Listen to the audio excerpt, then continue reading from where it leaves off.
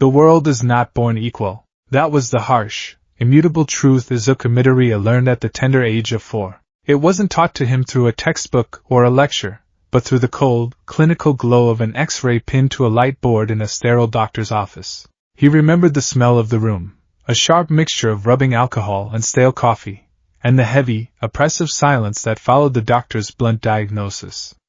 2 joints in the pinky toe, a biological dead end. An evolutionary relic in a world that had left him behind. In a society where 80% of the global population possessed a genetic mutation known as a quirk, being normal was the ultimate abnormality. Quirks were the currency of human value. They determined careers, social standing, and self-worth. If you had a powerful quirk, you could be a hero, bathing in the adoration of millions. If you had a weak quirk, you could still carve out a comfortable, mundane existence. But if you had no quirk at all, you were a ghost. A fragile, porcelain anomaly in a world made of reinforced steel. Izuku was a ghost. He sat at his desk in the back of the classroom at Aldera Junior High, his eyes glued to the notebook open in front of him. Hero Analysis for the Future, Volume 13. His pencil scratched furiously against the paper, filling the margins with meticulous sketches and detailed theories about Empty Lady, a new rookie hero making waves in the city. He documented her size alteration limits, the estimated collateral damage of her transformations, and her potential synergy with crowd control heroes. It was brilliant, college-level analytical work, born of an obsession that consumed his every waking moment. It was also, as far as everyone else was concerned, utterly pathetic. So, as third-year students, it's time to start thinking seriously about your futures and what you want to do with your lives, the teacher announced from the front of the room, holding a stack of career aptitude forms. He paused, a smirk tugging at the corner of his mouth. I could pass out these career aptitude tests, but why bother? I know you all want to go to the hero track. He threw the papers into the air, and the classroom erupted into a cacophony of cheering, flashing lights, and minor explosions as the students gleefully showed off their quirks. Long, stretchy fingers waved in the air, a boy's head morphed into a rock, a girl breathed a small jet of water. It was a chaotic, beautiful display of superhuman potential. Izuku shrank down in his seat, keeping his head low, raising a trembling hand only halfway. He didn't want to be noticed. He just wanted to survive the day. Hey, teach! Don't lump me in with this bunch of losers, a loud, arrogant voice cut through the noise. The room fell silent. Izuku's stomach dropped.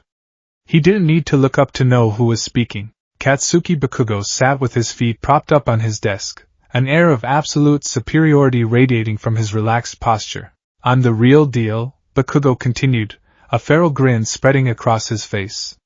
These guys will be lucky to end up as sidekicks to some busted D-lister. Me? I'm going to Yue High School. I'm going to surpass All Might himself and become the top hero. The class broke into murmurs of awe and irritation. Yue High was the most prestigious hero academy in the country, boasting an acceptance rate of less than 0.2%. But no one doubted Bakugo. His quirk, Explosion, was powerful, versatile, and terrifyingly lethal. He was exactly what heroes society worshipped. Oh yeah, Midoriya, the teacher said, glancing at a clipboard. Don't you want to go to Yue too? The world stopped. Izuku froze, his pencil snapping under the sudden pressure of his grip. Every head in the classroom turned toward him. For a split second, there was absolute silence. Then, the laughter began. It wasn't just teasing, it was mocking, cruel, and deeply dismissive. Midoriya? You're kidding! There's no rule against quirkless people applying, but come on, what's he gonna do, study the villains to death? They got rid of that rule. Izuku stammered, standing up in a desperate bid to defend himself, his knees shaking. I could be the first one. I have to try. Crash. Before Izuku could finish his sentence, an explosion rocked his desk. The concussive force threw him backward, his back slamming painfully against the classroom wall. The smell of burned sugar and ozone filled his nostrils. Through the smoke, Bakugo stood over him, his palms smoking, his red eyes burning with a hatred Izuku had never truly understood. Listen, Deku, Bakugo snarled, using the childhood nickname that meant useless. You're even worse than the rest of these rejects. You're quirkless. You're completely unequipped for this world. Are you trying to mock me? Do you think you can stand in the same ring as me? No. No, Kaken, I promise. Izuku scrambled backward against the wall, holding his hands up defensively. I'm not trying to compete with you, really. It's been my dreams since I was a little kid, and there's no harm in trying, right? Try. Try what? The entrance exam? Bakugo sneered, stepping closer. You'd take the exam just to fail? What can you even do? Izuku had no answer. He looked down at his ruined desk, the silence speaking volumes. Bakugo scoffed in disgust and turned away as the bell finally rang, signaling the end of the day. As the classroom emptied, Izuku remained on the floor, slowly picking up the scattered contents of his backpack. He reached for his notebook, but before his fingers could brush the cover, Bakugo snatched it off the desk. We ain't done here, Deku, Bakugo said, holding the notebook up. His two lackeys flanked him, snickering. Kaken, please give that back, Izuku pleaded, his voice small. Bakugo didn't reply. Instead, he clamped his hands over the book. A sharp crackle of heat emanated from his palms. Izuku watched in horror as an explosion enveloped the notebook, scorching the cover black and burning the edges of the pages to ash. Ah! Izuku let out a choke sound, his heart sinking. That was months of work. Bakugo then casually tossed the smoldering book out the open third-story window. Most top-tier heroes have stories about their school days, Bakugo said, his voice dropping to a dangerously quiet timbre. Stories about how they were the only one from their mediocre junior high to make it to the big leagues. I'm going to be the only one from this trash heap to go to UA. So, forget UA, Deku. He placed a hand on Izuku's shoulder. Izuku flinched as the heat from Bakugo's quirk singed his uniform fabric, burning the skin beneath. If you want to be a hero that badly, there's a quick way to do it, Bakugo said, looking back over his shoulder with a dead-eyed smile. Believe that you'll be born with a quirk in your next life, and take a swan dive off the roof of the building. The words hung in the air, toxic and heavy. Izuku froze, his mind struggling to process the sheer cruelty of the statement. Suicide baiting. Bakugo had finally crossed a line he had never crossed before. Izuku turned, his eyes wide, a defiant retort dying in his throat as Bakugo raised his palm, letting off a series of threatening, miniature explosions. Something wrong? Bakugo challenged. Izuku swallowed hard, looking down at his bright red shoes. He said nothing. He waited until they left, the sound of their laughter fading down the hallway, before he finally breathed. The walk home was a blur of misery. Izuku detoured to the school's koi pond, fishing his ruined notebook out of the water. The pages were soaked, the ink bleeding into illegible smudges, the burns turning to soggy ash. Stupid, he thought, clutching the ruined book to his chest. Stupid, stupid, stupid. What if I actually jumped? He'd be charged with instigating suicide. He doesn't think about consequences. But despite his anger at Bakugo, a deeper, colder feeling was settling in his chest. Despair. Maybe Bakugo was right. Maybe the whole world was right. You couldn't be a hero without a quirk. It was a childish delusion, a fantasy he clung to because the reality was too painful to bear. To distract himself, Izuku took the long way home, walking through a dark underpass beneath the city's elevated highway. He practiced his all-might smile, trying to force a booming laugh from his lungs. It sounded hollow, echoing pathetically off the concrete walls. Then he heard it, a sickening, squelching sound, like thick mud being stirred with a massive spoon. It came from the manhole cover behind him. Izuku stopped, turning slowly. The heavy iron cover rattled, then shot upward, clattering violently against the concrete. From the dark depths of the sewer, a mass of dark green, viscous sludge erupted into the tunnel. It smelled like raw sewage and rotting garbage. Two massive, bulbous eyes formed in the center of the muck, followed by a jagged, gaping mouth filled with broken teeth. A medium-sized invisibility cloak, the sludge villain rasped, his voice bubbling and wet. Perfect. Izuku's fight-or-flight response kicked in, but before his brain could send the signal to his legs, the villain lunged. The sludge hit Izuku like a tidal wave, wrapping around his legs, his torso, and finally, his head. The sheer physical force of the impact knocked the wind out of him, but when he opened his mouth to gasp for air, he inhaled thick, foul-tasting liquid instead. Don't worry, the villain purred, forcing more sludge down Izuku's throat, filling his nasal cavities. I'm just taking over your body. It'll only hurt for about 45 seconds. Then, it'll all be over. Panic, primal and absolute, seized Izuku's mind. He clawed at the sludge, his fingernails scraping uselessly through the liquid mass. There was nothing to grab. Nothing to fight. His lungs burned with the desperate need for oxygen. His vision began to darken at the edges, narrowing into a pinprick. The pain in his chest was excruciating, a searing fire that radiated down his limbs. I'm dying, Izuku realized, his thrashing growing weaker. I'm dying here, in this dark tunnel, and no one even knows. My mom, oh God, my mom. His hands fell to his sides. The world was going black. Then, the manhole cover flew off again. Have no fear, you are safe. A voice boomed, echoing through the underpass with the force of a thunderclap. Through his fading vision, Izuku saw a massive silhouette block out the light at the end of the tunnel. It was a mountain of a man, clad in a white t-shirt and green cargo pants. Two long, golden tufts of hair stood up from his head like a pair of antennas. Because I am here, the sludge villain shrieked, lashing out with a tendril of muck. The man pulled his right arm back. The very air around his fist seemed to warp and compress. Texas. Smash! He threw a punch into the empty air. The resulting wind pressure was a localized hurricane. The shockwave hit the sludge villain with the force of a freight train, instantly blowing the liquid body apart. Izuku was violently expelled from the sludge, the sheer force of the wind pinning him to the ground as he coughed up the foul liquid, gasping desperately for air. Through tear-filled eyes, Izuku looked up. Standing over him, a massive, reassuring smile plastered across his chiseled face, was the symbol of peace. The number one hero, All Might. Izuku's brain short-circuited. He tried to speak, to thank him, to ask for an autograph, but the lack of oxygen caught up to him. His eyes rolled back into his head, and the world faded to black. When Izuku woke up, he was being slapped lightly on the cheek by a massive hand. Hey! Hey! He's alive! Good! Izuku bolted upright, screaming. He scrambled backward, his heart hammering against his ribs. All Might stood before him, larger than life, radiating an aura of absolute invincibility. In his hands he held two 2-liter soda bottles, now filled with the captured, unconscious sludge villain. Glad to see you're okay. All Might boomed. Sorry to get you caught up in my justice.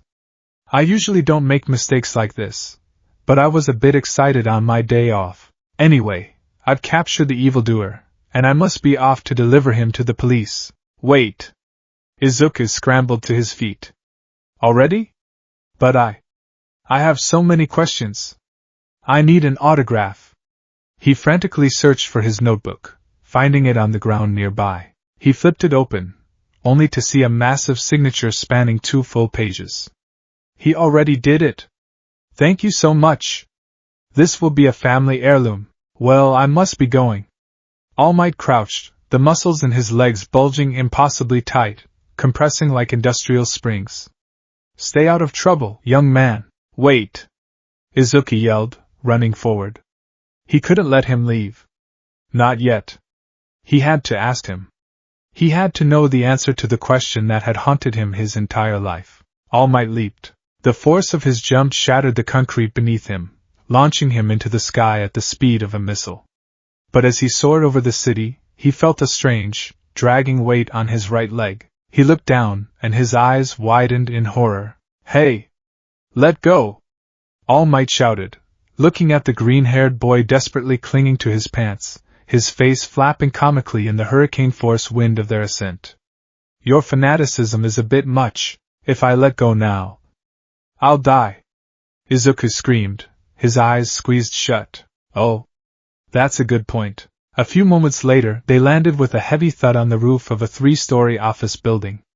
Izuku collapsed, hyperventilating, his knees trembling violently. That was terrifying, Izuku gasped. Good grief, All Might sighed, wiping a bead of sweat from his forehead. If you knock on the door down there, someone will let you out. Now, I really must be going. Wait! Izuku pleaded, standing up, his fists clenched at his sides. Please! Just one question. I have no time. All Might said, turning away, preparing to jump again. But suddenly, a sharp pain shot through All Might's side.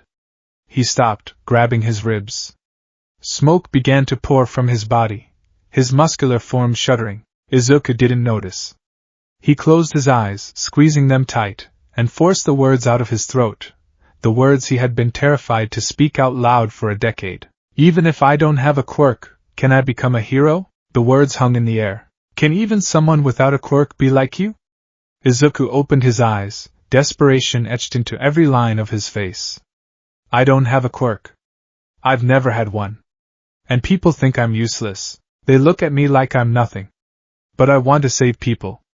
I want to save them with a fearless smile, just like you. I want to be the greatest hero. Izuku stopped. The smoke that had been pouring off All Might cleared. The towering, muscle-bound god of justice was gone. In his place stood a skeletal, emaciated man. His clothes hung off his frail frame like hand-me-downs. His cheekbones were sunken, his eyes deep and shadowed. What? Izuku stammered, looking around frantically. Where did he go? You're a fake. An imposter. I assure you, I am All Might. The skeletal man sighed, blood suddenly spurting from his mouth. Izuku screamed. All Might slid down the rooftop railing, sitting with a heavy, exhausted sigh. You know how guys at the pool suck in their gut to look buff? I'm like that. A fake. Izuku whispered, his world tilting on its axis. A fearless smile, huh? All Might said, looking down at his bony hands. He pulled up the side of his oversized t-shirt. Izuku gasped. The entire left side of All Might's torso was a mangled mass of twisted, purple scar tissue. It looked as though a massive chunk of his flesh had been scooped out by a meteor. I got this in a big fight 5 years ago, All Might said quietly, his booming voice replaced by a tired, ragged rasp. My respiratory system was nearly destroyed. I lost my whole stomach. All the surgeries have worn me down. Right now, I can only do hero work for about 3 hours a day. The rest of the time, I look like this. 5 years ago? Izuku's encyclopedic brain raced. Was that the fight with Toxic Chainsaw? You know your stuff. But no. I kept this fight under wraps. The public doesn't know. The symbol of peace cannot be daunted by evil. If they knew I was this weak, the crime rate would skyrocket. All Might looked away, staring out over the sprawling city. I smiled to hide the fear inside. It's a brave face I put on when the pressure is high. Pro heroes are always having to risk their lives. He turned back to Izuku, his sunken eyes locking onto the boy with a solemn, crushing finality. So no. I cannot simply say you can become a hero even without power. If you want to help people, become a police officer. They get crap because heroes catch all the villains, but it's a fine profession. All Might pushed himself up, walking toward the rooftop access door. It's not bad to dream, young man. But you have to consider what's realistic. The door opened, shut, and locked. Izuku was left alone on the roof. The wind howled around him, suddenly cold. You have to consider what's realistic. The words echoed in his mind, louder than Bakugo's explosions, louder than the doctor's diagnosis. The number one hero, the man he had idolized his entire life, had just driven the final nail into the coffin of his dreams. Izuku stood there for a long time. The sky began to turn the color of bruised plums, the sun dipping below the horizon. The delusion was shattered. He had no quirk. He had no power. He had nothing. Slowly, heavily, like a man walking to the gallows, Izuku made his way down the stairs and out onto the street. He didn't know where he was going.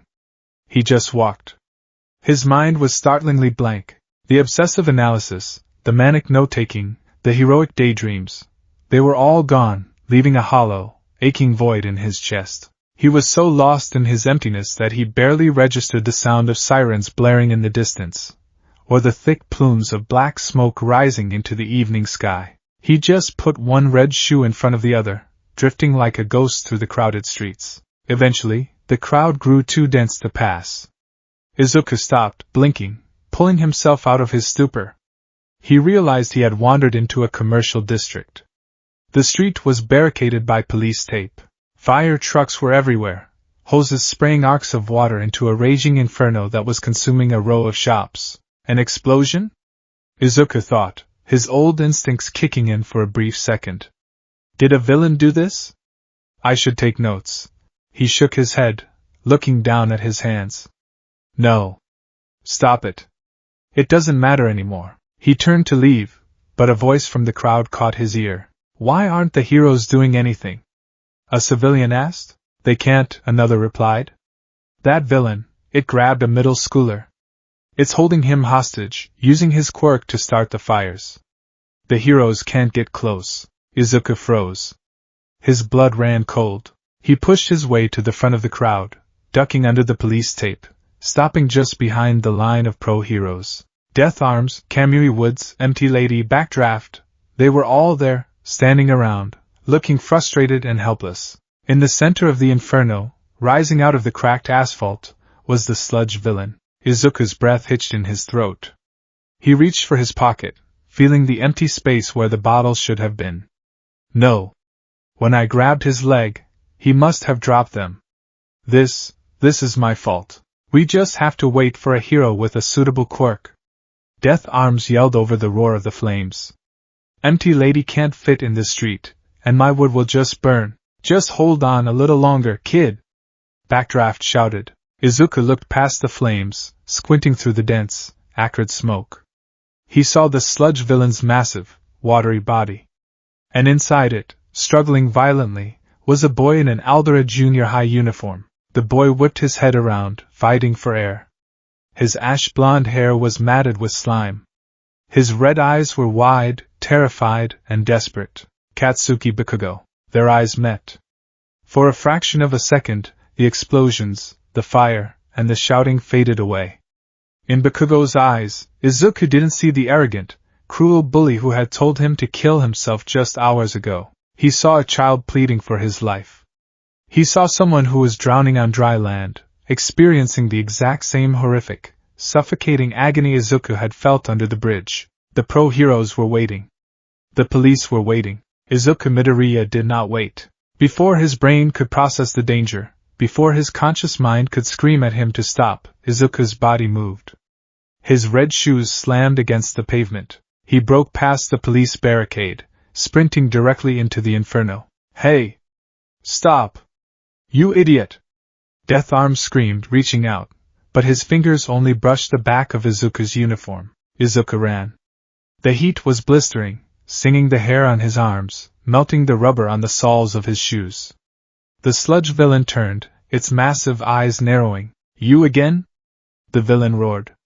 You're dead. Izuku reached into his backpack, grabbing his pencil case. He hurled it with all his might. The metal tin struck the villain right in the eye, causing the sludge to recoil in pain. Bakugo gasped, taking in a massive lungful of air. Deku? Bakugo coughed. What the hell are you doing? I don't know. Izuku screamed, tears streaming down his face as he clawed at the sludge, tearing at it with his bare hands just as he had done under the bridge. It was useless. The sludge reformed instantly. My legs just moved on their own. You looked like you were asking for help. The sludge villain recovered, a massive tendril of muck rising high into the air, hardening into a solid, blunt weapon. I'm going to smash you into a bloody pulp. The villain bellowed. The tendril came crashing down. Izuku looked up. The shadow of death fell over him. He had no quirk. He had no strength. He was a biological dead end. He was going to die here, uselessly, in a puddle of slime and fire. But as the tendril descended, something impossible happened. The roaring of the flames began to muffle, fading into a low, droning hum. The chaotic movements of the crowd behind him ceased. The falling debris from the burning building stopped mid-air, suspended by invisible strings. The tendril of sludge, descending at lethal speed, froze inches from Izuku's face. Time had stopped. Izuku stood in the frozen world, his breathing erratic. He looked around in absolute bewilderment. The flames weren't dancing, they were solid, intricate sculptures of orange and yellow glass. A drop of water from backdraft's hose hovered near his ear, perfectly spherical. What is this? Izuku whispered. His voice didn't echo.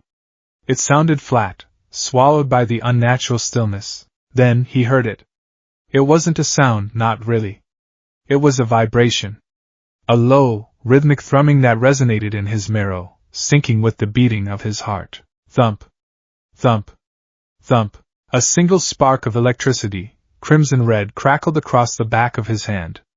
It danced over his knuckles, entirely devoid of heat, yet humming with unimaginable kinetic energy. Then, the dam broke. It was not a memory of Izuku Midoriya's life. It was a flood of a life that did not belong to him, crashing into his consciousness with the force of a supernova. A laboratory. Beakers filled with vibrant chemicals. A torrential downpour outside the window. A skylight shattering. A jagged bolt of golden lightning striking him in the chest, hurling him into a rack of chemicals. Izuku gripped his head, falling to his knees. The pain was blinding, a metaphysical tearing of his soul. A red suit with a golden lightning bolt on the chest. Running. Running faster than sound, faster than light. Central City. A woman with a beautiful smile, Iris. A man in yellow, eyes glowing crimson, vibrating with hatred. A cosmic treadmill. The Speed Force. The multiverse. A crisis. A sacrifice.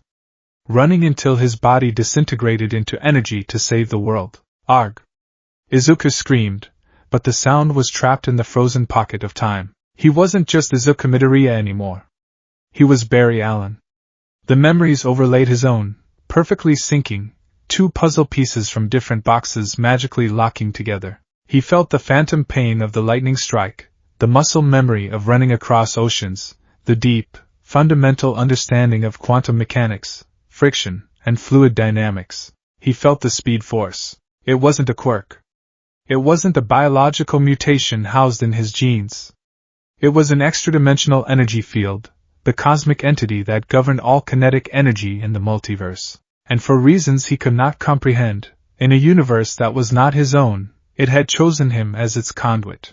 A quirkless body, the scientist inside his head analyzed calmly amidst the panic. An empty vessel, lacking genetic mutation, providing the perfect uncorrupted neural pathways for the speed force to ground itself. Izuku looked up at the frozen sludge tendril.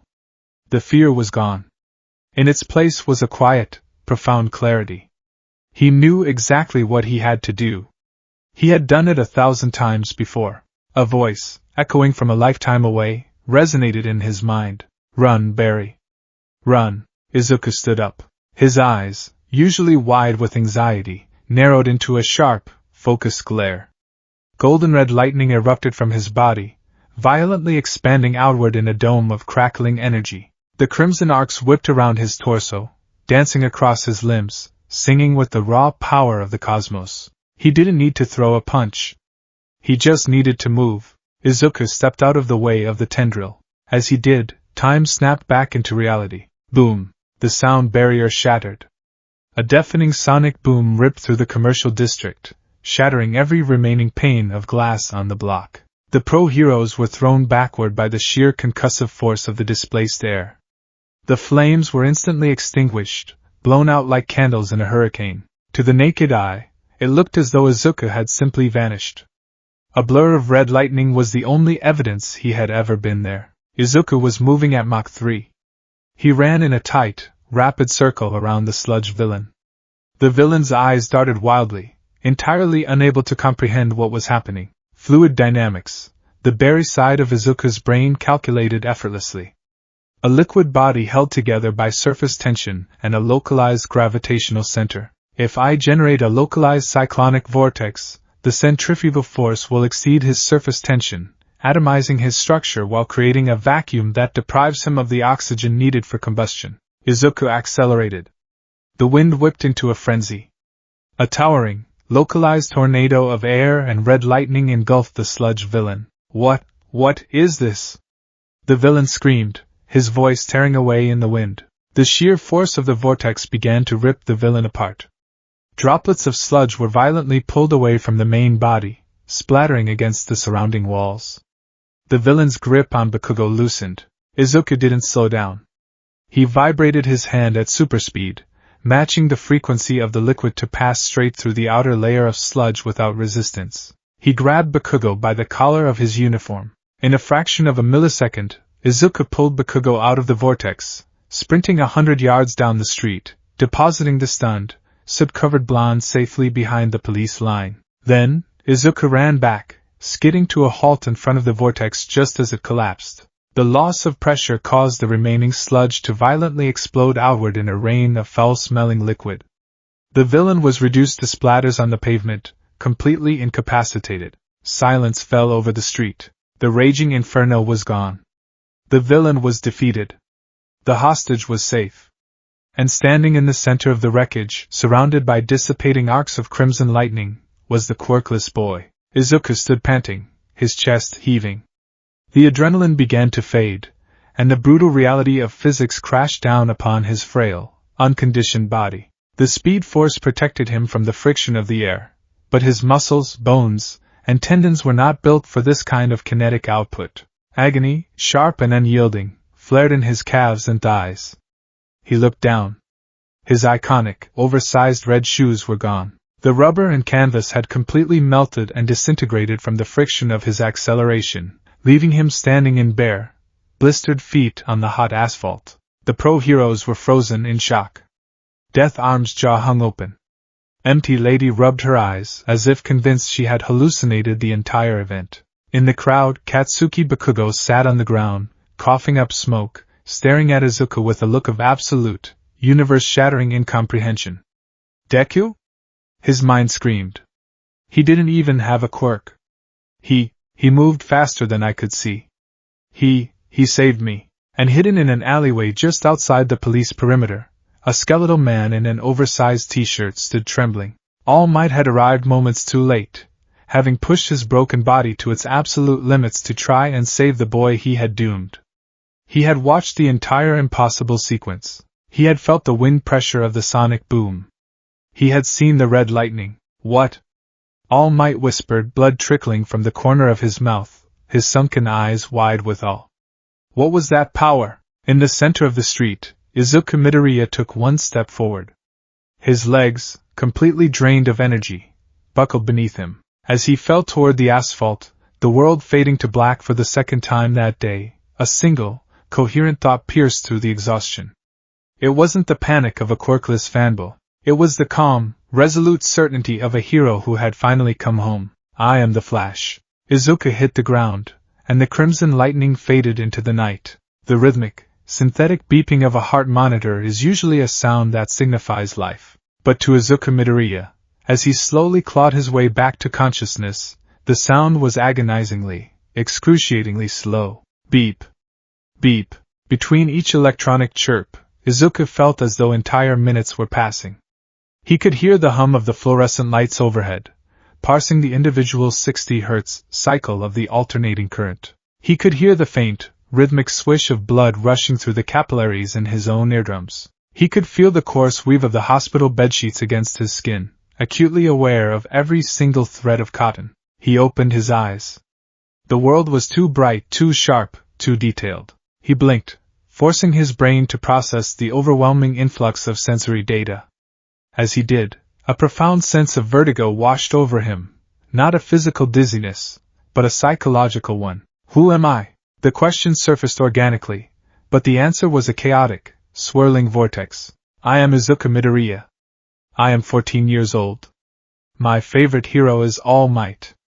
My mother makes the best pork cutlet bowls. I don't have a quirk. I was attacked by a villain made of sludge. I am Bartholomew Henry Allen. I am a forensic scientist for the Central City Police Department. My wife's name is Iris. I was struck by lightning and bathed in chemicals. I am the Flash. I died saving the multiverse from the Anti-Monitor. The two streams of consciousness collided, weaving around each other like a metaphysical double helix. It wasn't a hostile takeover. It wasn't a voice in his head. It was a complete, seamless merger. The crippling, deeply ingrained anxiety of a quirkless boy living in a superpowered society was suddenly soothed by the quiet, veteran confidence of a man who had fought gods, stood alongside a Kryptonian, and run across the cosmos. Izuku lifted his hands, staring at his palms. They were small, uncalloused, and unscarred. The hands of a teenager. But behind his eyes lay the tactical brilliance of a Justice Leaguer. Izuku! The hospital room door flew open, and a blur of green hair and tears rushed toward the bed. Inko Midoriya practically threw herself onto her son, her hands hovering frantically over his bandaged legs, too terrified to actually touch them and cause him pain. "Oh, my baby!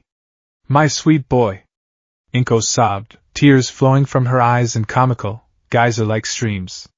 "When the police called, I thought my heart was going to stop." "What were you thinking, running into a fire like that?" Izuku looked at his mother.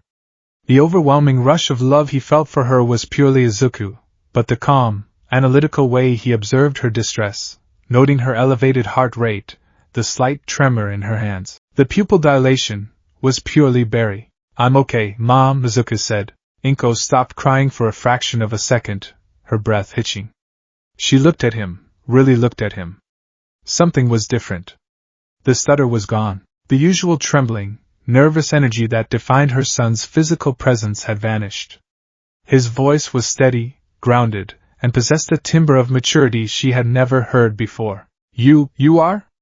She sniffled, wiping her eyes with a tissue she materialized from her purse. "But the doctors, they said the soles of your feet were completely burned away. They said your calf muscles were torn to shreds from overexertion. The police said you moved so fast you created a sonic boom." "Izuku, did your quirk finally manifest?" The hope in her voice was heartbreaking. Izuku remembered the day in the doctor's office 10 years ago, when the pediatrician had pointed at the X-ray of his toe and condemned him to a life of normalcy. He remembered his mother crying, apologizing to him over and over again. A quirk, the Barry half of his mind pondered. A biological, genetic mutation. A localized expression of superhuman ability tied to human DNA. He looked down at his legs, heavily wrapped in thick white gauze. He could feel the residual hum of the speed force vibrating within his cells. It wasn't a genetic mutation, it was a cosmic entity, an extra-dimensional energy field that had tethered itself to his very soul. "It's complicated, Mom," Izuku said gently. He reached out and took her hand. "But I'm going to be fine. Really." Just then, the attending physician walked into the room, holding a tablet and looking utterly bewildered. He adjusted his glasses, looking from the tablet to Izuku, then back to the tablet. "Ah, Mrs. Midoriya," the doctor said, clearing his throat. "I see your son is awake. How are you feeling, young man? Any pain?" "A little stiffness, but no acute pain," Izuku replied calmly. The doctor frowned. "That's highly irregular. When the paramedics brought you in, you had third-degree friction burns on the soles of your feet and severe micro-tears across your entire lower body musculature." "But," the doctor walked to the foot of the bed and gently lifted the blanket, carefully unwrapping the gauze around Izuku's right foot. Inko gasped, bracing herself for the gruesome sight. Instead, there was smooth, unblemished skin. It was slightly pink, like fresh skin after a sunburn peels away, but it was completely whole. "Your cells," the doctor murmured, looking closer. "They're vibrating at an incredibly high frequency. Your metabolic rate and cellular regeneration are off the charts. The burns have completely healed in less than 4 hours. Your torn muscles haven't just repaired themselves. They've thickened and reinforced their structural integrity. Whatever your quirk is, son, it seems to have an automatic, hyper-accelerated healing factor." Izuku didn't show his surprise. Speed force healing, his mind supplied. Accelerated metabolism. White blood cells moving at superhuman speeds. A standard secondary power. "Can we go home, doctor?" Izuku asked, his voice polite but firm. "I feel perfectly fine. Well, medically speaking, I have no reason to keep you here," the doctor stammered, clearly out of his depth. "I'll draw up the discharge papers." The walk home from the hospital was an exercise in extreme sensory regulation. For Izuku, the world felt like it was submerged in molasses. A car driving past them at 50 kilometers an hour looked like it was crawling.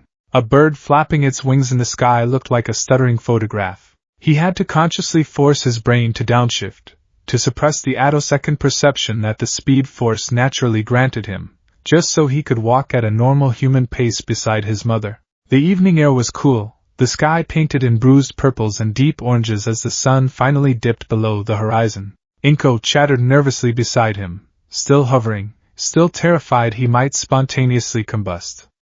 Izuku nodded along, offering soothing hums of agreement, but his mind was leagues away. I am a quirkless 14-year-old boy in a superhuman society, he thought. And I am the fastest man alive. How do these two truths coexist? He knew he couldn't tell his mother the truth. The concept of the multiverse, of reincarnation, of a cosmic kinetic force, it would terrify her, or worse, make her think the trauma had driven him insane. For now, to the world, he was just a late bloomer whose quirk had manifested in a moment of extreme trauma. It was a common enough trope in hero society to be believable. As they neared their apartment complex, Inko gasped. Oh, Izuku, I completely forgot to buy the groceries for tonight. With everything that happened, I need to run to the corner store. Go on up to the apartment, I'll be right back.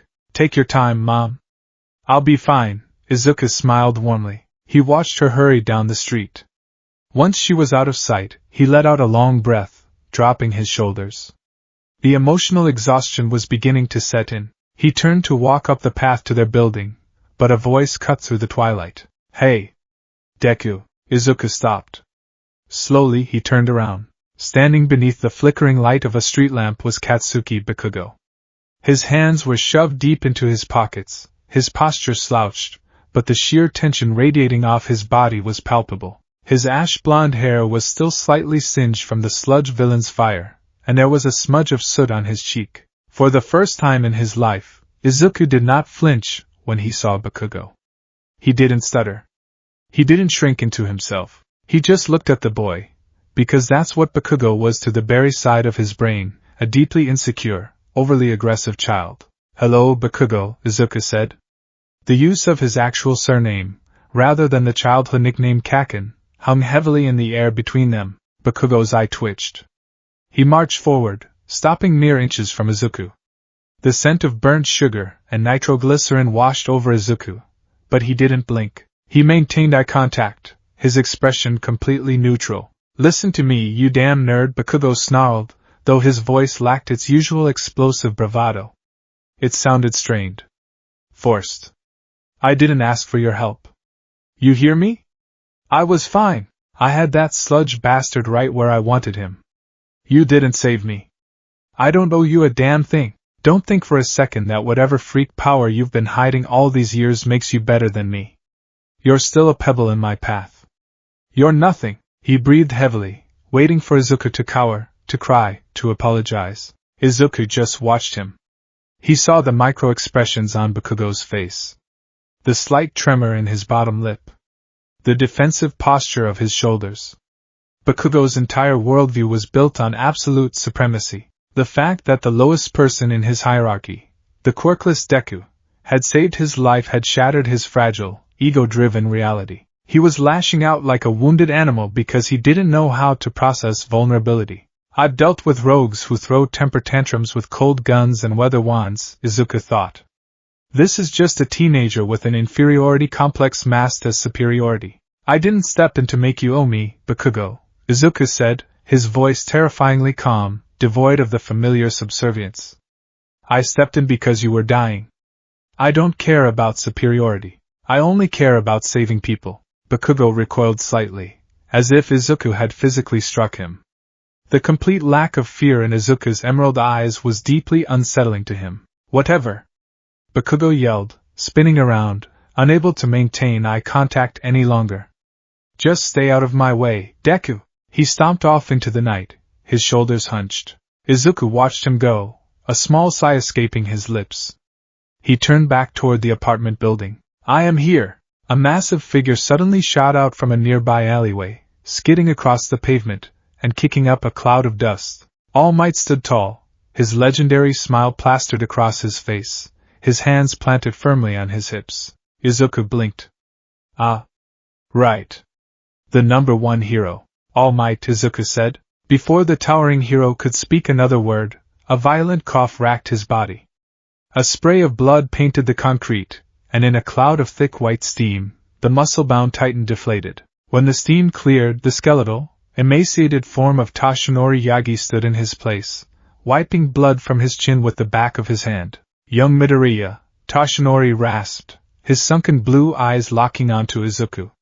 The jovial persona of the symbol of peace was entirely gone. He looked serious, grave, and profoundly tired. "I've been looking for you," Toshinori said, stepping forward. "I needed to see you." "To apologize." Izuku tilted his head. "Apologize?" "Earlier today, on the roof," Toshinori said, bowing his head slightly, his bony shoulders sagging. "I told you to be realistic. I told you that a quirkless person could never be a hero. I let my own cynicism, my own failing body, blind me to what truly makes a hero. And then I stood by and watched while that sludge villain nearly killed that boy. The other heroes stood by. The police stood by. We were all calculating the odds, waiting for the perfect quirk to arrive." Toshinori looked up, his eyes shining with a strange, fierce light. "But you didn't wait. Out of all the people there, you, the boy I had just crushed with reality, the boy who ostensibly had no power, were the only one who acted. You ran into the fire. You taught me something today, young man. You reminded me of the core essence of heroism. There are stories about every great hero, how they became great, and most have one thing in common: their bodies moved before they had a chance to think." Izuku remained silent, letting the man speak. He knew how much this confession was costing the legendary hero. "I was wrong about you," Toshinori declared softly. He paused, his gaze narrowing, intensely studying Izuku. "However, that brings me to my next point. You lied to me." Izuku raised an eyebrow. "Did I? You asked me if a quirkless person could be a hero. You said you didn't have a quirk." Toshinori pointed a bony finger at Izuku. "But what I saw on that street, that was no late bloomer awakening. A sonic boom? Moving at speeds my eyes couldn't even track? The localized manipulation of air pressure? Red lightning? Young man, I have been in the hero business for 4 decades. I have seen thousands of quirks. What you did today, it didn't look like a quirk. It looked like a force of nature. What are you?" Izuku looked at the skeletal man. He considered his options. He could play the role of the oblivious teenager. He could claim it was a sudden mutation. He could lie. But as he looked at Toshinori Yagi, he didn't just see All Might. He saw a man who had sacrificed his entire body, his stomach, his lungs, his very lifespan, to protect people. He saw a kindred spirit, a hero who understood the ultimate cost of wearing the badge. Barry Allen had never been good at lying to his friends, and Izuku Midoriya couldn't bear to lie to his idol. "If I tell you the truth, All Might," Izuku said, his voice dropping an octave, echoing with a quiet authority, "you have to understand that everything you know about physics, biology, and the universe is about to be rewritten." Toshinori blinked, taken aback by the boy's sudden shift in demeanor. Gone was the stuttering fanboy. Standing before him was someone who felt ancient, powerful, and deeply sad. "I am listening," Toshinori said. Izuku gestured to a nearby park bench. "We should sit." They sat under the glow of a street lamp. The park was empty, silent except for the chirping of crickets. "You asked what my quirk is," Izuku began, staring at his hands. "I didn't lie to you on the roof. I don't have a quirk. I am biologically, genetically, a normal human being. I have 2 joints in my pinky toe. Aizawa's erasure wouldn't work on me. All for One couldn't steal my power." Toshinori flinched at the mention of All for One, his head snapping toward Izuku in shock. "How do you know that name?" "I know a lot of things now," Izuku said softly. He turned to Toshinori. "Tell me, All Might. Do you believe in the multiverse?" Toshinori stared blankly. The scientific theory? That there are parallel dimensions existing alongside our own?" "It's not a theory," Izuku said. "It's a reality. I know, because I've run through the dimensional barriers separating them. I've seen them." Toshinori let out a dry, rattling breath. "Young man, you hit your head very hard today. Perhaps the lack of oxygen." "My name is Izuku Midoriya," Izuku interrupted, his voice steady. "But I am also Bartholomew Henry Allen. In another universe, a universe where quirks don't exist, I was a police scientist. I was struck by lightning and bathed in electrified chemicals. But it wasn't normal lightning. It was the Speed Force. The Speed Force? Tashinori echoed, utterly lost. It is an extra-dimensional energy field, Izuku explained, slipping into the analytical tone of a forensic physicist. It is the source of all kinetic energy in the multiverse. It dictates the movement of planets, the orbit of electrons, and the flow of time itself. It is a cosmic entity. And in my past life, it chose me as its conduit. It allowed me to tap into its energy. It made me a speedster. I was a hero called the Flash. Izuku looked up at the stars. I died. I ran so fast to destroy an antimatter cannon that was threatening the multiverse that my physical body disintegrated into pure energy. I became one with the Speed Force. I thought that was the end. But the Speed Force, it's semi-sentient. It felt a cosmic imbalance here, in this universe. And it found a vessel, a boy who had a hero's heart, but an empty, quirkless body capable of housing an uncorrupted connection to the source. Tashinori sat in stunned silence. His mind, usually so sharp in battle, was reeling. Reincarnation? Multiverses? Cosmic entities? It sounded like the plot of a cheap science fiction comic book. And yet, the boy sitting next to him was radiating an aura of absolute truth. The way he spoke, the vocabulary he used, the sorrow in his eyes, it was impossible to fake. To prove it to you, Izuku said softly. He didn't stand up. He simply raised his hand. For Tashinori, the world suddenly glitched. 1 microsecond, Izuku's hand was resting on his lap. The very next microsecond, Izuku was holding a steaming cup of coffee in a to-go cup from a cafe that Tashinori knew was located 3 miles away across town. There was no sound. There was no blur. It was teleportation to the naked eye. Colombian roast. Black, Izuku said, offering the cup to Tashinori. Moving at Mach 7, I had enough time to run to the cafe, vibrate my hand through the locked door, leave exact change on the counter, pour the coffee, and return before the light from the street lamp could bounce off my body and reach your retinas. I exist in the spaces between seconds, all might. Tashinori slowly took the cup. The paper was hot. The coffee was fresh. He looked at Izuku, profound awe washing over his skeletal features. My God, he whispered.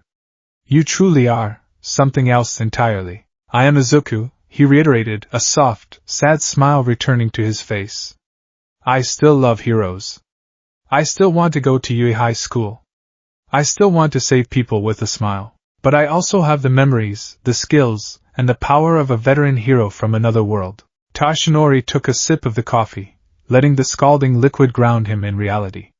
He sat in silence for a long time, digesting the impossible truth.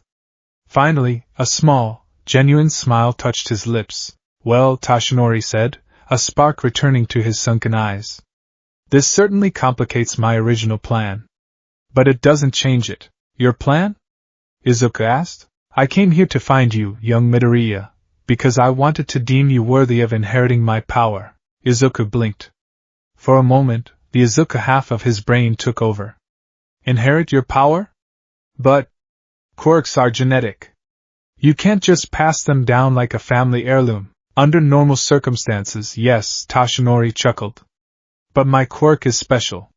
It is a torch that has been passed down from generation to generation, growing stronger with each bearer. It is called One for All. Tashinori spent the next 10 minutes explaining the history of One for All. He explained the stockpiling of power, the transfer mechanism, and his own devastating injury that necessitated a successor. I was going to offer it to you, Tashinori concluded, because you proved you have the heart of a true hero. But now, you already possess a power that rivals, perhaps even exceeds, my own. The Speed Force. It sounds invincible. Izuku frowned, his forensic mind immediately analyzing the variables. It's not invincible, Izuku countered softly. He looked down at his unbandaged feet. Speed is a double-edged sword, all might. In my past life, the lightning strike fundamentally altered my biology. It gave me a frictionless aura that protected my body from the G-forces, the wind pressure, and the heat generated by moving at super speed. It strengthened my bones and joints. Izuku clenched his fist. But this body? Izuku Midoriya's body? It wasn't struck by lightning. It's just a normal, frail, 14-year-old body. When I ran today, I had to actively force the speed force to act as a shield, which requires immense concentration. Even then, the sheer kinetic backlash of moving at Mach 3 nearly destroyed my leg muscles and burned my feet to the bone. If I try to break the sound barrier consistently, or if I attempt to reach relativistic speeds, my muscles will snap from the tension. My bones will shatter from the impact force. My brain will hemorrhage from the G-force. Izuku looked at Toshinori, his eyes gleaming with sudden, intense realization. You said one for all is a power stockpiling quirk. It enhances the physical strength, speed, and durability of the user to superhuman levels, correct? Yes, Toshinori nodded. At 100%, my body is virtually indestructible. Durability, Izuku whispered, the word tasting like a revelation. The analytical gears in his mind were spinning at hyperspeed. If I take one for all, Izuku calculated, I wouldn't use it for raw, blunt force punches like All Might. I would use it as a biological battery. If OFA reinforces my muscular and skeletal structure to handle millions of pounds of pressure, I could withstand the kinetic backlash of the speed force without needing an aura. The implications were staggering. Barry Allen's top speed was often limited by the physical durability of his surroundings and the friction of the atmosphere. But if Izuku possessed a body reinforced by one for all, capable of withstanding infinite physical stress, I could run faster than Barry Allen ever did. I could perform the infinite mass smash without shattering my arm into dust. All Might, Izuku said, leaning forward, his eyes burning with a mixture of Izuku's ambition and Barry's tactical genius. I accept your offer. I want one for all. Toshinori smiled, a wide, skeletal grin. Excellent. But there is a catch. Your body, as you just noted, is frail.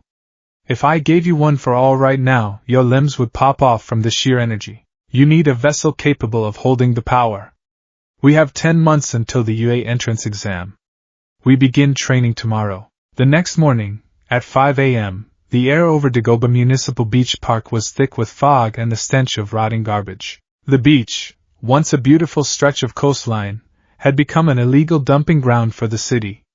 Mountains of rusted refrigerators, old tires, broken televisions, and twisted metal stretched for miles. Toshinori Yagi stood at the edge of the boardwalk, leaning against a rusted pickup truck. He wore an oversized tracksuit, holding a clipboard. Welcome to your new training ground, young Midoriya.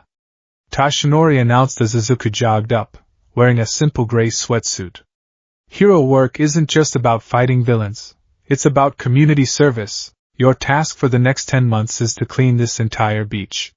You will drag this heavy trash across the sand, building the core muscle, stamina, and physical mass necessary to house one for all. Izuku looked out over the ocean of garbage. He estimated it was approximately 2 million tons of solid waste. 10 months, huh? Izuku muttered. The Izuku part of his brain wanted to groan at the monumental physical labor. The Barry part of his brain looked at the trash and saw a simple physics equation. Mass, friction, and kinetic transfer. All Might, Izuku said, stretching his arms over his head. I appreciate the sentiment. Building muscle mass is important, but dragging things through sand is highly inefficient due to the immense coefficient of friction. Furthermore, I need to train my connection to the speed force in this new body while simultaneously building mass. Toshinori frowned, looking over his clipboard. I formulated this plan to perfectly condition your body. Watch, Izuku said simply. Izuku walked down the stairs to the sand. He approached a massive, rusted industrial refrigerator that weighed at least 600 pounds. Toshinori watched, expecting the boy to grab the handles and struggle. Instead, Izuku placed both of his palms flat against the rusted metal door. He took a deep breath, closing his eyes. Flash time, Izuku whispered. To Toshinori's eyes, a sudden, blinding dome of red lightning erupted around Izuku, localized to a 5-foot radius.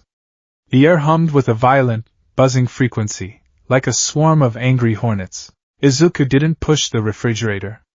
He vibrated his arms. He vibrated them so fast that his hands became a blur. He found the exact resonant frequency of the rusted metal and the internal components. Crack! The refrigerator didn't just break. It violently disassembled itself.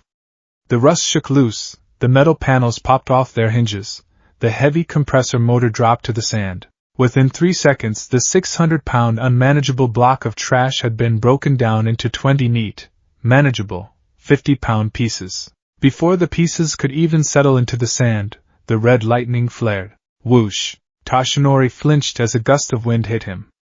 He looked at the back of his pickup truck. Neatly stacked in the bed of the truck were the 20 pieces of the dismantled refrigerator. Toshinori slowly turned his head back to the beach. Izuku was standing in the exact same spot, not even breathing hard. By breaking the complex mass down into smaller kinetic units, I can transport them at supersonic speeds without creating an aerodynamic drag that would shatter the items or exhaust my current calorie reserves, Izuku explained clinically. I'm still lifting the same amount of weight, building the same amount of muscle micro-tears necessary for hypertrophy, but I'm doing it at hyperspeed. Toshinori stared at the empty patch of sand where the refrigerator had been, then looked at the full truck bed. How many calories does your body burn doing that? Toshinori asked, a bead of sweat rolling down his bony cheek. A lot, Izuku smiled, pulling a massive, calorically dense protein bar from his pocket and biting into it. I'm going to need a lot of food. But I think we can shave this 10-month schedule down significantly. And so, the training montage that Toshinori had meticulously planned was violently upended. It was a terrifying, beautiful display of applied physics. Izuku didn't just move trash. He orchestrated a symphony of kinetic energy. He would find a rusted car, vibrate the engine block loose to separate the heaviest mass, then run the chassis to the dump site. He used localized vortexes of wind to sweep the smaller debris, glass, plastics, and paper, into massive piles, completely bypassing the need to pick them up individually. He lifted heavy weights, yes.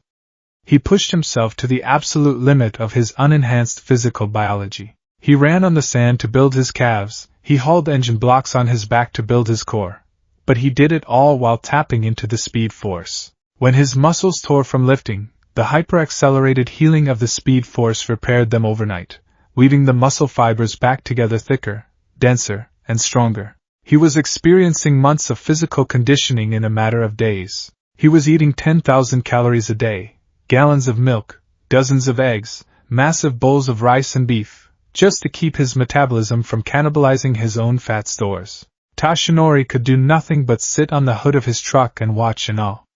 The boy wasn't just preparing his body for one for all, he was mastering his own cosmic power. He was a savant of movement. 3 weeks. That was all it took. On the 21st day of training, at exactly 5 a.m., Toshinori drove his truck up to the boardwalk. He stepped out, holding his clipboard, ready to assign a new quadrant of the beach. He dropped his clipboard. The beach was pristine. Not a single tire, not a speck of glass, not a rusted bolt remained. The white sand stretched beautifully into the distance, meeting the gentle, rolling waves of the morning tide. Standing at the edge of the water, looking out at the rising sun, was Izuku Midoriya. He was shirtless, the cool morning breeze washing over him. The frail, scrawny boy who had been attacked by the sludge villain 3 weeks ago was gone. In his place stood a young man with a physique carved out of marble. His muscles were lean, incredibly dense, and defined like coiled steel wire. The physical transformation was startling, born of the Speed Force's brutal, hyper-accelerated cycle of destruction and regeneration. Toshinori walked down the stairs, his footsteps soft in the sand. He stood beside Izuku, looking out at the horizon. You know, Toshinori said softly, the ocean breeze ruffling his messy blonde hair. When I was your age, I was quirkless too. My master, Nana Shimura, gave me this power.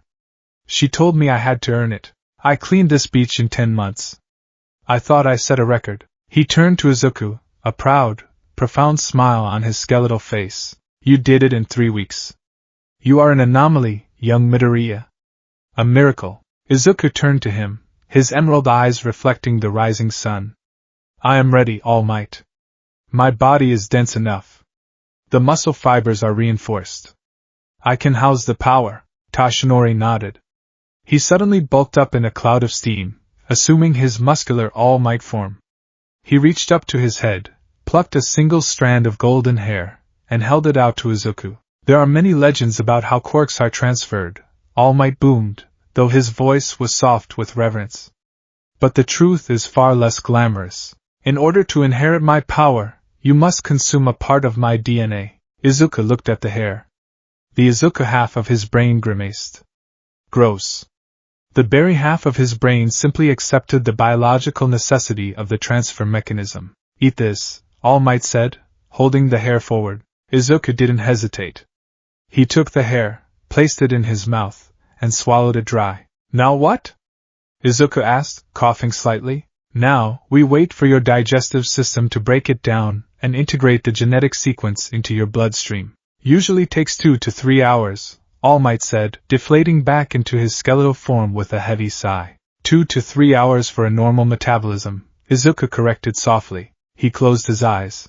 I can feel it, Izuku whispered. Deep within his stomach, the strand of DNA was instantly broken down by his hyperaccelerated gastric acids. The genetic information flooded his bloodstream, rushing through his veins at hundreds of miles per hour. It was a spark. One for All was an ancient, stockpiled power.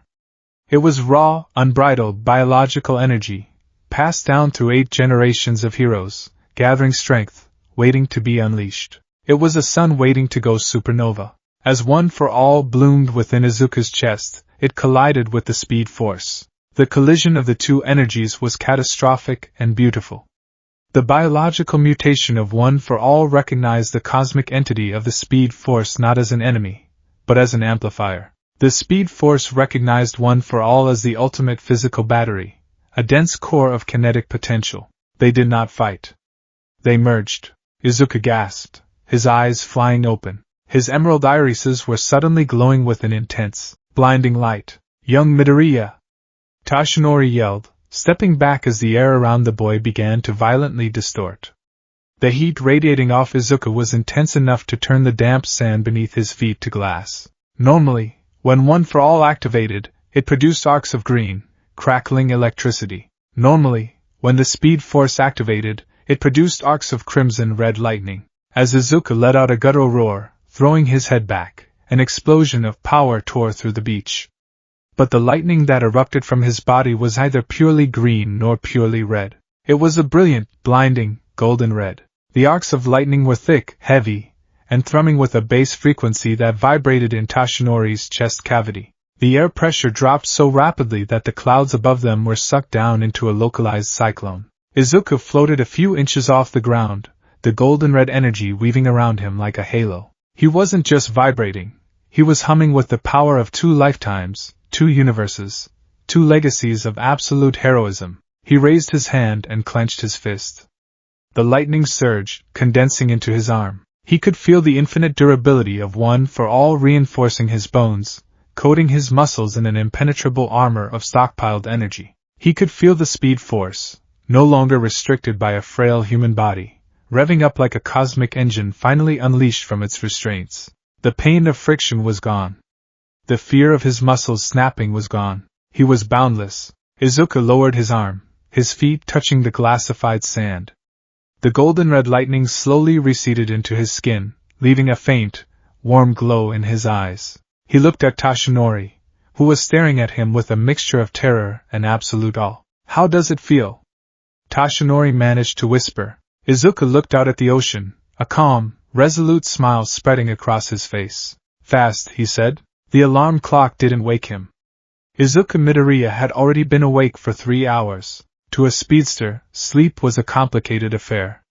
The speed force, an endless well of kinetic energy, coursed through his veins, making the standard 8 hours of rest feel like an eternity of agonizing stillness. His body, now tempered by 10 months of grueling, hyper-accelerated physical conditioning, required far less downtime than it once did. Instead of sleeping, Izuku spent his nights in a state of deep, meditative flash time, his physical body resting while his mind processed complex physics equations, forensic science texts, and hero strategies at the speed of thought. Today was February 26th, the day of the UA High School entrance exam. Izuku stood in front of the full-length mirror in his bedroom, adjusting the collar of his Aldera Junior High uniform. He barely recognized the reflection staring back at him. Gone was the frail, trembling boy with shoulders perpetually hunched in a defensive posture. The young man in the mirror stood tall, his posture perfectly aligned, his chest broad, and his muscles dense beneath the dark fabric of his uniform. 10 months of hauling industrial trash, running across the friction-heavy sand of Dagoba Beach, and digesting the stockpiled power of One for All had completely rewritten his biology. But the physical changes were nothing compared to the psychological ones. He closed his eyes, taking a slow, measured breath. He could feel it. The hum. It was a constant companion now, a low, rhythmic vibration that resonated in his bone marrow. It was the speed force, a cosmic entity that had tethered itself to his soul, intertwined with the raw, biological battery of One for All. When he focused, he could feel the two energies swirling within him, the crimson, frictionless lightning of the speed force, and the crackling, emerald power of One for All. When they merged, they formed a brilliant, blinding golden-red aura. A fusion of two universes. Two legacies. Izuku. Breakfast is ready. His mother's voice pulled him from his reverie. He didn't run down the stairs. He made a conscious, concentrated effort to walk at a normal, human pace. It was like trying to drive a Formula One race car at a school zone speed limit. Every step required active suppression of his kinetic potential. He entered the small kitchen. Inko Midoriya was bustling around the stove, placing a massive, steaming plate of eggs, bacon, rice, and grilled fish on the table. Over the past 10 months she had grown accustomed to her son's sudden, terrifying appetite. Izuku's hyper-accelerated metabolism burned through calories like a furnace. He needed thousands of calories a day just to maintain his mass. Thank you, Mom, Izuku smiled, sitting down and systematically devouring the food. He didn't eat at super speed. He didn't want to alarm her, but his efficiency was mechanical. Are you nervous, sweetie? Inko asked, her hands clasped anxiously in front of her. I know how much this means to you. But just remember, even if you don't get in, there are other schools, other ways to help people. Izuku paused, looking at his mother. The profound love he felt for her was purely Izuku, but the calm assurance in his eyes was Barry Allen. I'm not nervous, Mom, Izuku said, and it was the absolute truth. I've prepared for this. I know what I'm capable of. Inko's breath hitched. She still wasn't used to this new Izuku. The boy who had cried in a doctor's office 10 years ago was gone. In his place was a young man with a quiet, veteran confidence that she couldn't quite fathom. Whatever quirk had awakened in him that day with the sludge villain, it had changed his very soul. Okay, she smiled, tears pricking the corners of her eyes. Go get him, Izuku. The walk to UA High School was a sensory exercise. Izuku kept his hands in his pockets, letting the cool morning air wash over him. To his perception, the world was moving in slight slow motion. The falling leaves drifted lazily through the air. The cars on the street seemed to crawl.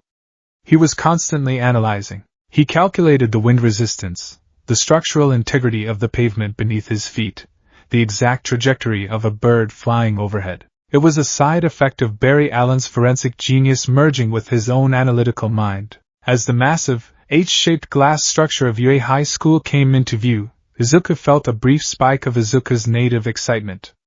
The greatest hero academy in the world. He joined the throng of students walking through the towering front gates. There were hundreds of them, all murmuring nervously, comparing quirks, sizing each other up. Izuku simply flowed through the crowd, his body instinctively weaving through the gaps between people with microscopic precision. Out of my way, Deku. The voice was a low, hostile growl. Izuku didn't flinch. He casually stepped to the side as Katsuki Bakugo stomped past him. Bakugo's hands were shoved deep into his pockets, his shoulders hunched, his red eyes glaring straight ahead. Ever since the sludge villain incident, Bakugo had been different. The arrogant, explosive bullying had ceased, replaced by a tense, seething silence whenever Izuku was near. Bakugo couldn't reconcile the quirkless weakling he had tormented with the blur of red lightning that had saved his life. Izuku watched him walk away. Still angry, Izuku thought analytically. Still viewing every interaction as a challenge to his supremacy.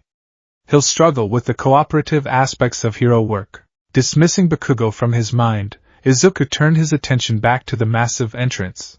He took a step forward, his mind momentarily distracted by a complex thought regarding the aerodynamic drag of his oversized red shoes. His toe caught on the edge of an uneven paving stone. For a normal person, gravity would take over.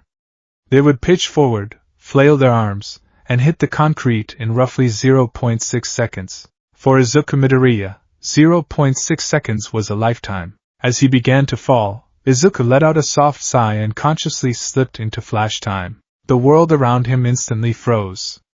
The murmuring crowd went dead silent. A girl with a brown bob nearby, who was in the middle of taking a step, was suspended perfectly in midair. A stray leaf hung frozen inches from his face. Izuku was pitched forward at a 45-degree angle, gravity pulling him down. Friction, his mind calculated. If I increase the vibration of my molecules, I can anchor my kinetic energy against the atmospheric pressure. He vibrated his entire body. It wasn't a visible movement. It was a subatomic oscillation. He channeled a microscopic fraction of the speed force into his cells, increasing his molecular density, and creating a localized kinetic dampening field around himself. To the naked eye, the effect was jarring. Time snapped back into place. But Izuku didn't hit the ground. He simply stopped. He froze in midair, leaning forward at an impossible angle, perfectly balanced on the tip of one shoe, as if the air around him had suddenly turned to solid concrete. He held the pose for a microsecond, then calmly shifted his center of gravity, pushed off the invisible barrier of air, and righted himself, landing smoothly on both feet. Whoa! Izuku turned. The girl with the brown bob, who had been walking a few paces behind him, was staring at him with wide, astounded eyes. She had one hand outstretched, as if she had been about to try and catch him. Did you just stop midair? She asked, blinking in disbelief. Izuku offered a warm, polite smile. Just a bit of kinetic stabilization, he lied smoothly. Tripping on the first day wouldn't be very lucky, would it? I'll say. The girl beamed, a bright, sunny smile taking over her face. I'm Ochiko Uraraka. I was going to use my quirk to catch you, but it looks like you didn't need it. Your quirk is super cool. What is it? Spatial manipulation? Gravity control? Something like that. Izuku chuckled softly. I'm Izuku Midoriya. It's nice to meet you, Uraraka. Good luck on the exam. You too, Midoriya. She waved, jogging ahead toward the auditorium. Izuku watched her go. Zero gravity, his forensic mind immediately deduced. Pinky pads on her fingers. She was going to alter my gravitational constant by touching me. Fascinating. I wonder how her body handles the localized nausea of defying mass. With a shake of his head, he proceeded into the building. The written exam was, quite frankly, an insult to his intelligence. Izuku sat in the massive, echoing examination hall, a thick booklet of questions laid out before him. The test covered mathematics, physics, history, and literature, designed to weed out those who relied purely on physical quirks. When the proctor yelled begin, Izuku picked up his pencil. He tapped into the speed force, just a fraction. The world slowed down to a crawl. He flipped open the booklet. His eyes scanned the pages, taking in entire paragraphs in a millisecond. Barry Allen was a brilliant forensic scientist who held multiple advanced degrees. Combined with Izuku's obsessive, encyclopedic knowledge of hero history and modern society, the test was trivial. Calculus problems were solved in his head before his pencil hit the paper. Complex chemistry equations were balanced instantaneously. History questions regarding the dawn of quirks were answered with flawless precision. In relative time, it took him exactly 34 seconds to complete the 2-hour exam. To the rest of the room, he was just a boy sitting quietly. He had vibrated his hand at super speed to write the answers, moving so fast that the friction of the graphite nearly set the paper on fire. He had to blow on it subtly to cool it down. For the remaining 1 hour and 59 minutes, Izuku sat perfectly still, using his time to analyze the structural acoustics of the exam hall and memorize the seating chart of the applicants around him. Following the written exam, the students were ushered into a massive, stadium-seating auditorium for the orientation. Izuku sat near the middle, with Bakugo a few seats away. On the stage, the voice hero, Present Mike, stood before a podium, practically vibrating with energy. Welcome to today's live performance. Mike screamed into the microphone, his voice amplified to deafening levels. Everybody say hey. Silence echoed through the auditorium. Tough crowd. Mike laughed, undeterred. Alright, examinees, I'm gonna give you the lowdown on how this practical exam is gonna go down. Are you ready? Izuku leaned forward, his eyes locked on the screen behind President Mike. The hero explained the rules, a massive, simulated cityscape. 10 minutes, 4 types of robots, each worth different point values, 1, 2, and 3 points, and a 0-pointer obstacle to be avoided. A practical combat simulation, Izuku analyzed. Villain bots. The objective is to accumulate points. But hero work isn't just about destroying things. There must be a hidden metric. Rescue points? Collateral damage penalties? His thoughts were interrupted by a tall, broad-shouldered boy with glasses who suddenly stood up in the front row, his hand raised rigid and straight. Excuse me, may I ask a question?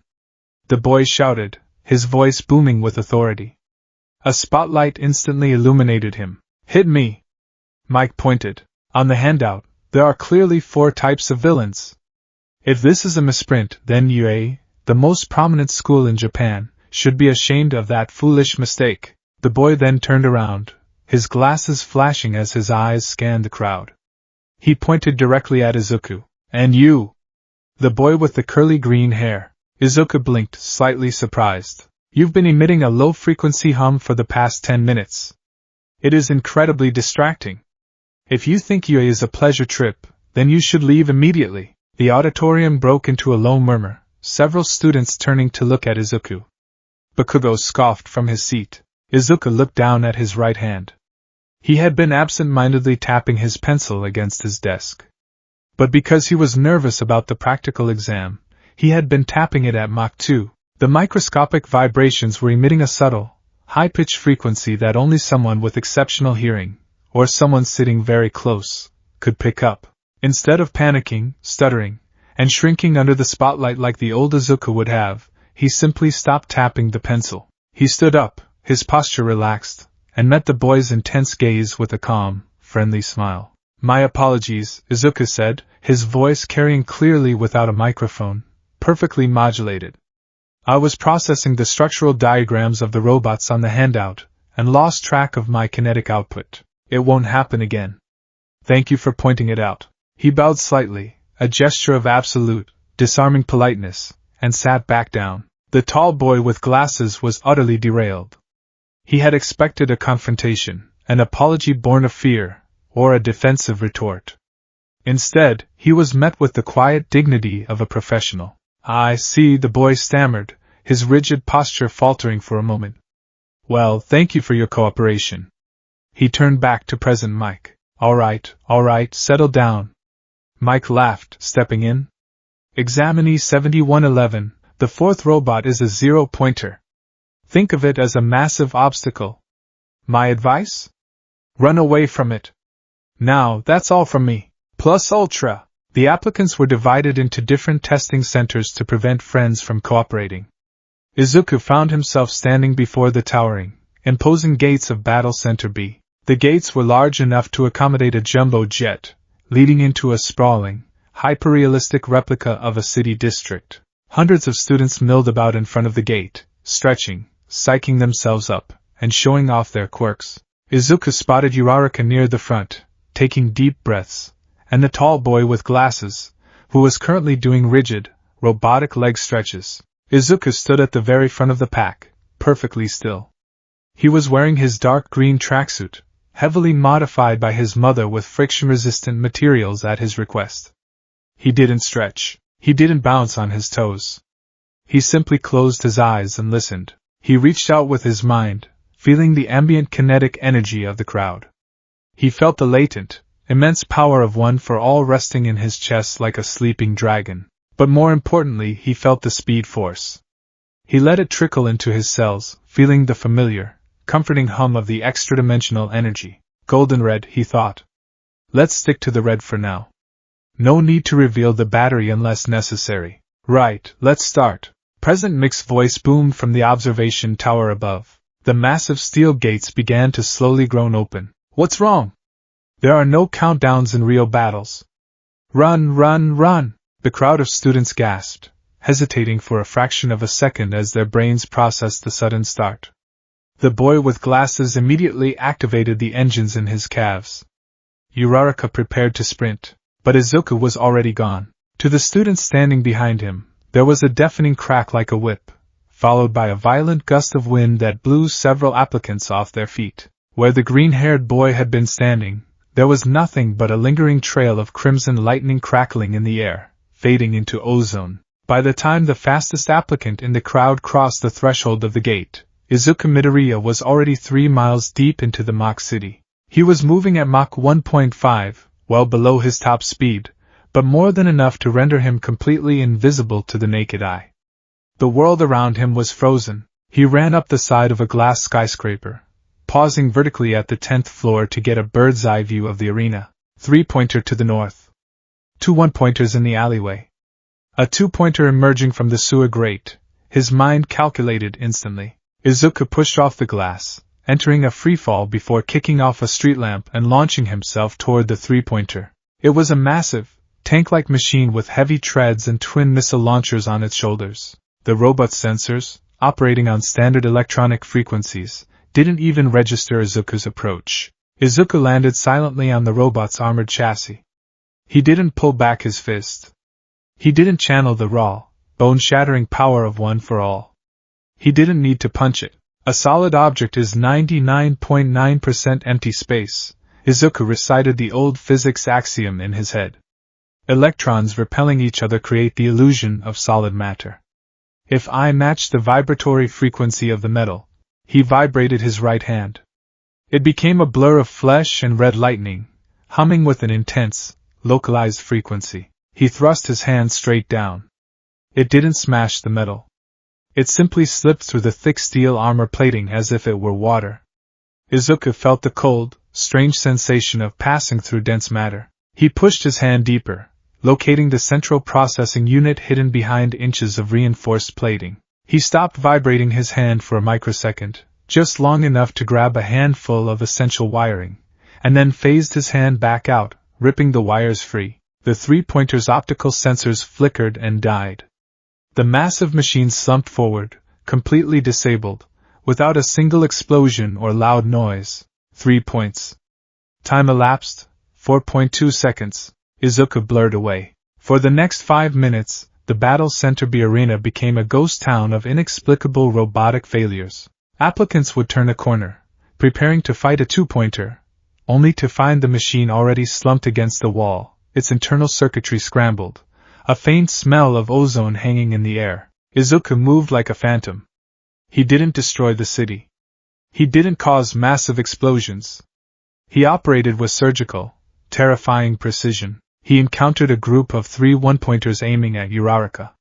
He ran past them, vibrating his fingers to phase through their weapon barrels, dislodging their targeting lenses in a millisecond. Before Uraraka could even blink, the robots began firing wildly into the air, effectively blinding themselves, allowing her to easily touch them and float them away. What just happened? Uraraka panted, looking around the empty street. There was a faint crackle of red lightning, but nothing else. In the observation room hidden deep within UA, the faculty of pro-heroes sat in front of a massive wall of monitors, completely silent. Eraser, the principal, a white mouse-bear dog hybrid named Nizu, said softly. Are you seeing this? Shota Aizawa, a scruffy, tired-looking man, leaned forward in his chair, his eyes glued to a slowed-down feed of Monitor 4. I'm seeing it, Aizawa muttered, his eyes narrowing. But I don't believe it. On the screen, slowed down by a factor of 1,000, they watched the green-haired applicant approach a 3-pointer. They watched his hand blur, phase directly through solid steel, destroy the motherboard, and vanish, leaving only a trail of red energy. His speed is incomprehensible, Midnight whispered, holding a hand to her mouth. He's not just running fast. He's defying the laws of physics. Phasing through solid matter? What kind of quirk is that? A speed enhancer mixed with molecular density manipulation? He has 68 villain points, Snipe noted, tapping his clipboard. In 5 minutes. And 0 collateral damage. He hasn't broken a single window. He's not fighting, he's dismantling them from the inside. Aizawa narrowed his eyes, a headache already forming behind his temples. Izuku Midoriya. Quirkless until recently, according to his file. Bull. He's holding back, Aizawa said grimly. He hasn't even broken a sweat. He's treating this like a leisurely stroll. Let's see how he handles a true obstacle. Then, Niza smiled, his paw hovering over a large red button on his console.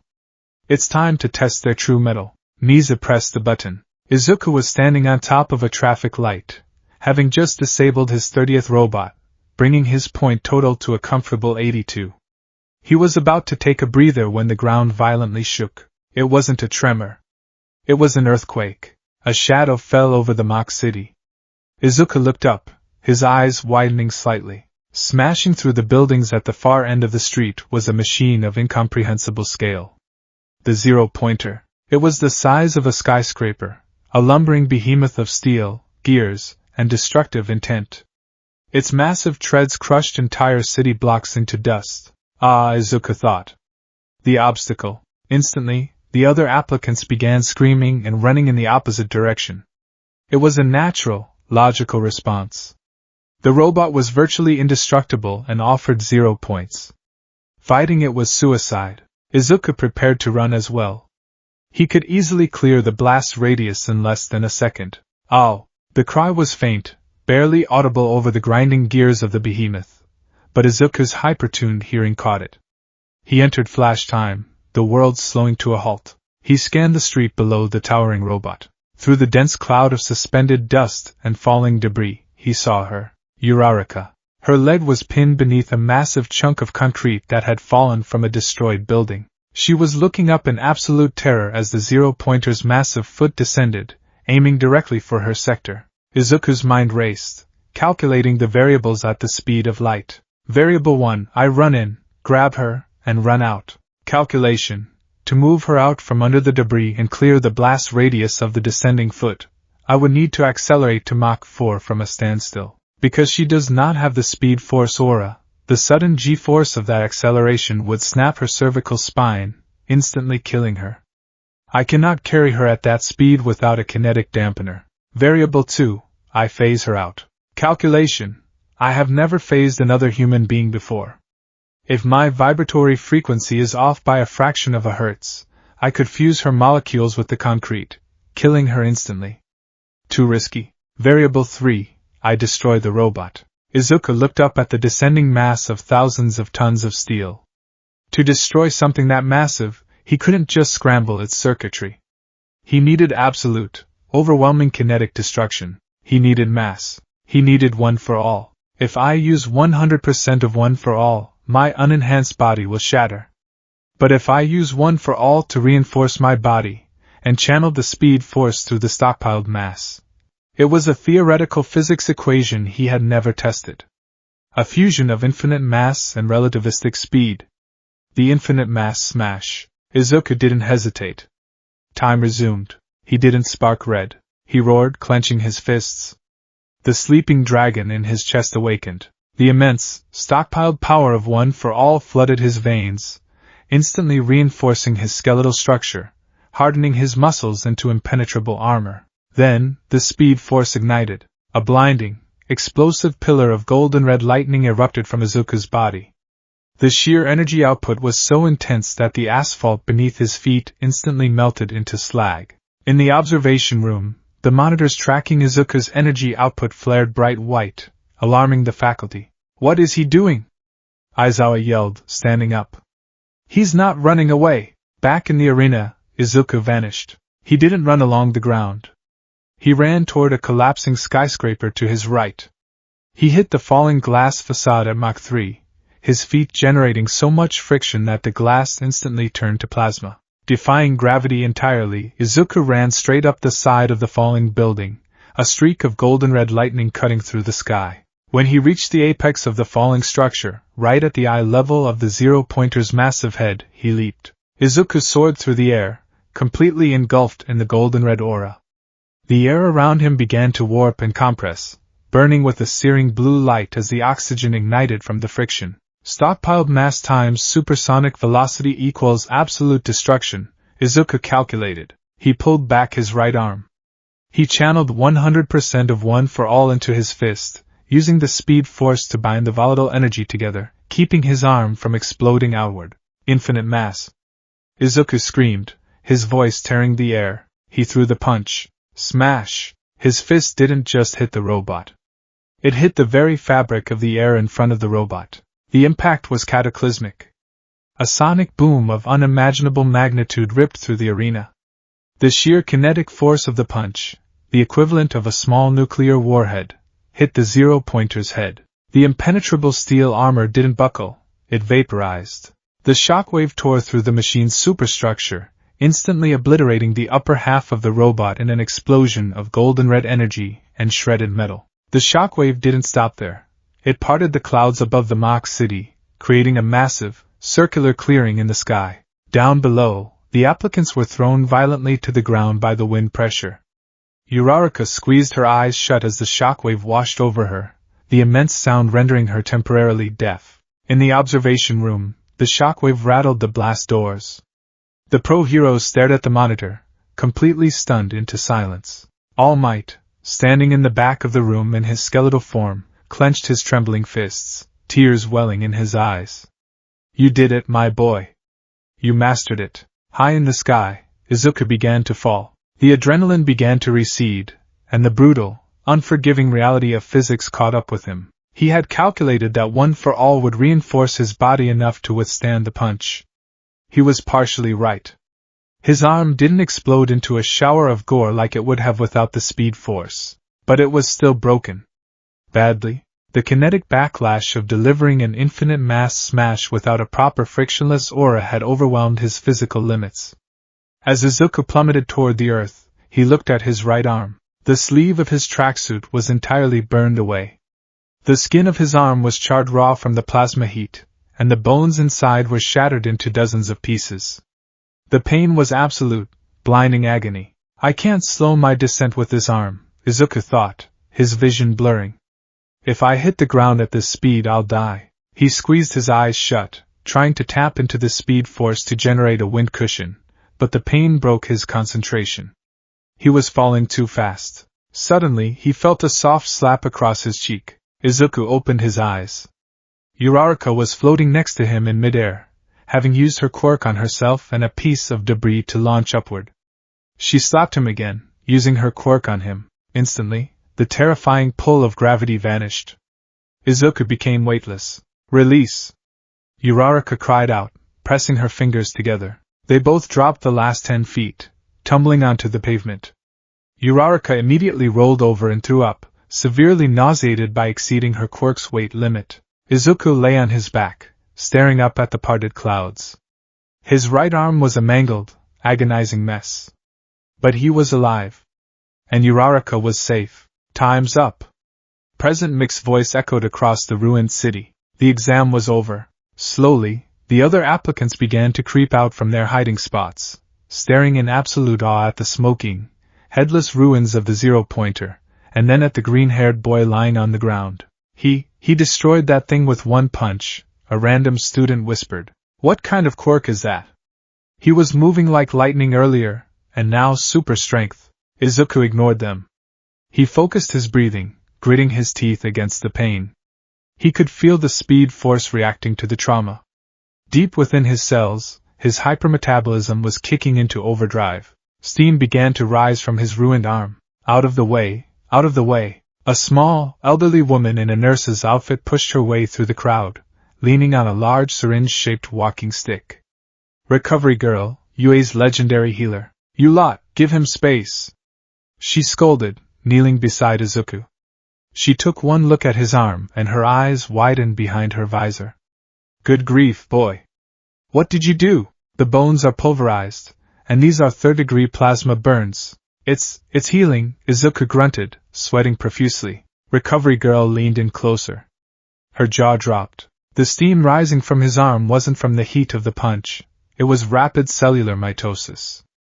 The charred skin was peeling away, revealing raw, pink, new skin underneath. Inside his arm, she could hear the sickening, clicking sounds of bone fragments knitting themselves back together at impossible speeds. Incredible, she whispered, her medical expertise entirely baffled.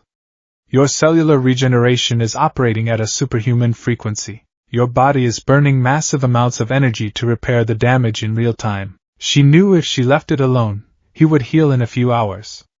But he was in immense pain. Let me help speed it up, Recovery Girl said. She puckered her lips and planted a kiss on Izuku's forehead, activating her quirk. Her quirk relied on the target's own stamina to accelerate their natural healing. Combined with Izuku's speed force metabolism, the effect was instantaneous. Izuku gasped as a surge of lethargy hit him. His arm gave a final, violent crack as the bones fused perfectly solid. The skin sealed. The burns vanished. But the sudden drain on his already depleted calorie reserves was too much. His eyes rolled back, and he passed out cold on the pavement. 1 week later, Izuku sat at the small dining table in his apartment. He was vibrating his leg anxiously, causing the entire table to hum slightly. Izuku, please, you're shaking the plates, Inko said gently, placing a thick envelope on the table in front of him. It bore the wax seal of UA High School. Izuku stopped vibrating. He took a deep breath, picking up the envelope. He didn't tear it open at super speed. He opened it slowly, carefully, sliding out a small, metallic disc. He placed the disc on the table. It whirred to life, projecting a holographic image into the air above it. I am here as a projection. All Might's booming voice filled the room. The hero was in his muscular form, wearing a sharp yellow suit. Young Midoriya. All Might smiled broadly. I know it's been a tense week of waiting. But I am here to deliver the results of your entrance exam. Izuku leaned forward, his heart pounding in his chest. You passed the written exam with a flawless score. All Might announced, a scoreboard appearing next to his head. And in the practical exam, you accumulated an astonishing 82 villain points. That alone was enough to secure first place. Izuku let out a breath he didn't know he was holding. First place. But wait, there's more. All Might's expression softened, a look of profound pride crossing his features. A hero course doesn't just evaluate destructive power. How could we reject someone who risks their life to save another? The screen shifted, showing a video of Uraraka in the testing center, speaking to Present Mike. Excuse me. Uraraka said in the video, looking nervous. The boy with the green hair and the lightning. He saved me. I was wondering if I could give him some of my points? He looked like he broke his arm, and I want to make sure he passes. Izuku's eyes widened. She had tried to give up her points for him. You didn't need her points, young Midoriya, All Might said, the scoreboard returning.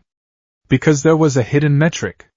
Rescue points. For risking your life to obliterate an insurmountable obstacle to save a fellow examinee, you were awarded 60 rescue points. The scoreboard tallied up.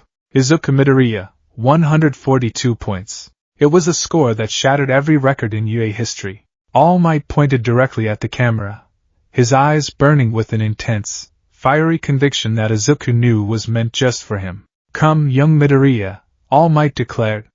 This is your hero academia. The hologram clicked off. Izuku sat in the silence of his kitchen. He looked at his hands. The hands that had dismantled robots at supersonic speeds. The hands that had channeled the infinite power of a legacy. He stood up, walking to the window. He looked out over the city, the setting sun casting a golden hue over the skyline. He could feel the speed force humming in his veins, eager to run, eager to protect. I am the fastest applicant alive, Izuku thought, a confident smile touching his lips. And I'm just getting started.